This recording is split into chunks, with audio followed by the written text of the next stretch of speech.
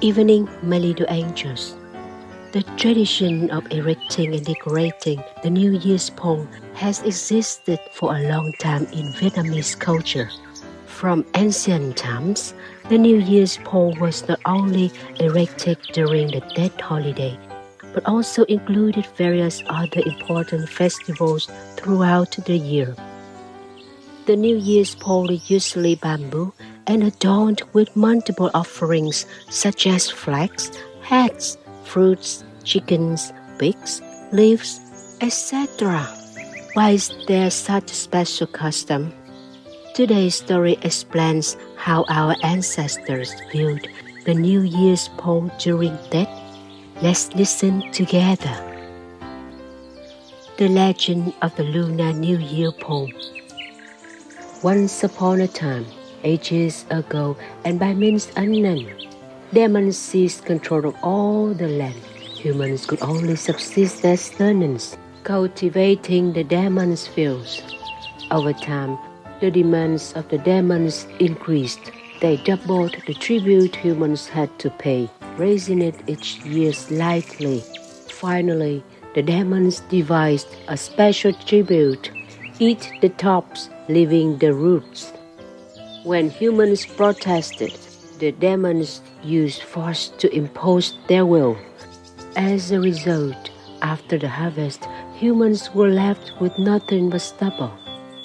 The harrowing sight of skeleton forms were everywhere, while the demons reveled in glee.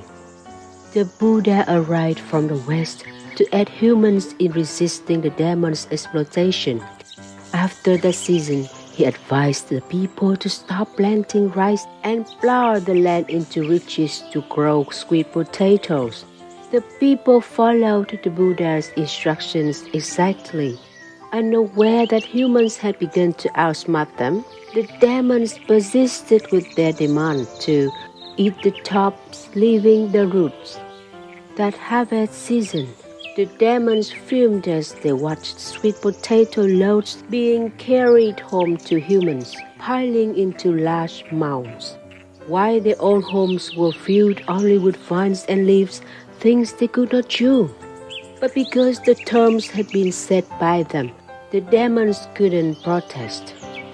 The following season, the demons changed their demand to eating the roots, leaving the tops. The Buddha instructed the people to switch back to planting rice. Once again, the demons went hungry. Golden grants followed the humans home, leaving only stubble for the demons.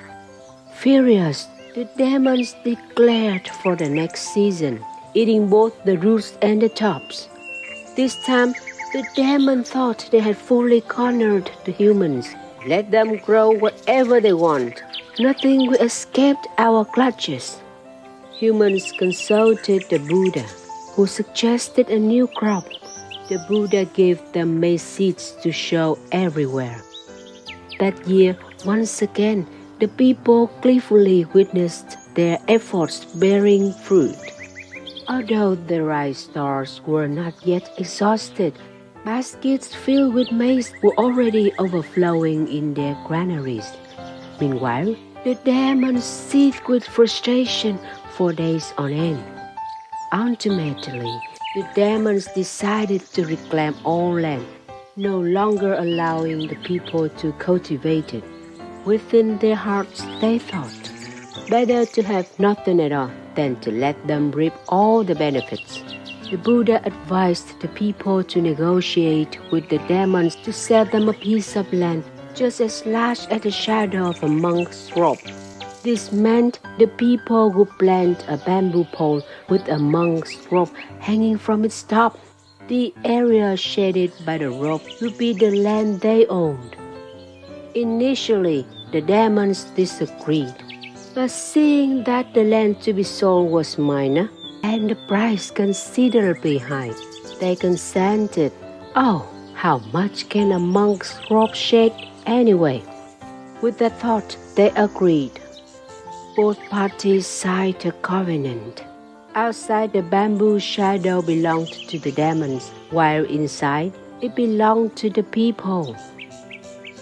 Once the people planted the bamboo pole, the Buddha stood at its top and spread the monk's robe wide, turning it into a circular cloth.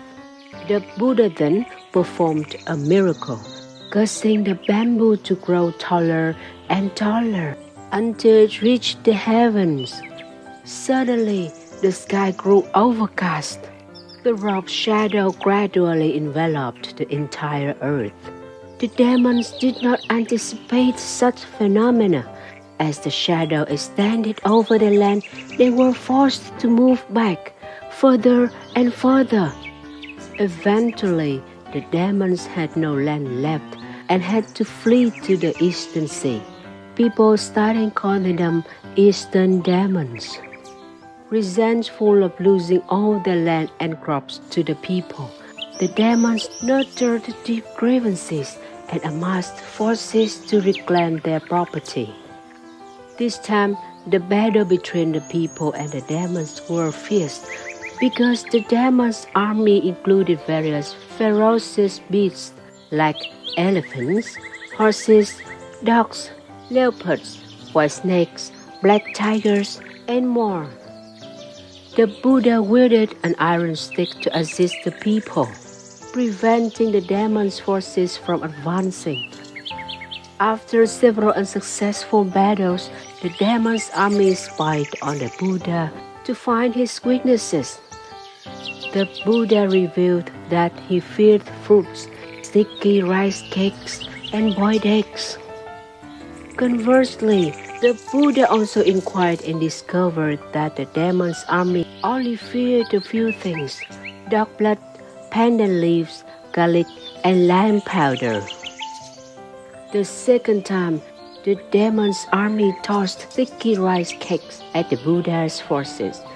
The Buddha advised the people to gather the cakes for food and then crush garlic to spray at the enemy. The demon's army could not endure the garlic stench and retreated again. In the third battle, the demon's army threw boiled eggs and rice balls at the Buddha's forces. The people ate their fill and, following the Buddha's instructions, threw lime powder at the demons. The people also whipped them with panda leaves, causing the demons to flee in haste. The Buddha then banished them to the Eastern Sea. That day the demons, both old and young, male and female, packed and departed. Their appearance was utterly pitiful. They kowtowed deeply, beseeching the Buddha with their heads to the ground to allow them 2 or 3 days each year to visit the mainland to pay respects at the graves of their ancestors. Seeing their tearful plea, the Buddha took pity and granted their request.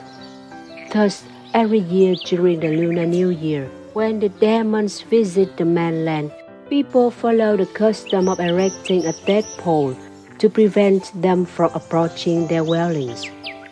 On the dead pole, there are ceramic wind chimes, which, when shaken by the wind, emit sounds reminding the demons to stay away. Additionally, a bundle of pandan leaf or a banyan branch is tied to the pole to frighten the demons. People also draw bow and arrow symbols pointing east and scatter lime powder on the ground during those days to bar the demon's entry. An old folk poem goes, high up the pandan leaves and banyan branch are hung. Lime powder scattered the door, don't taunt any home. Demons in, demons out. The banyan branch and pandan leaves cut their mouths. Back in the day, people believed that in times of need, such as during epidemics, hanging a bunch of banana leaves at the entrance or sprinkling dog's blood around would ward off the demons. Women often tied garlic to the hem of their dresses for similar protective purposes. Today's story time is over. I wish my angels a good night's sleep. I kiss you long on your forehead. See you again next time.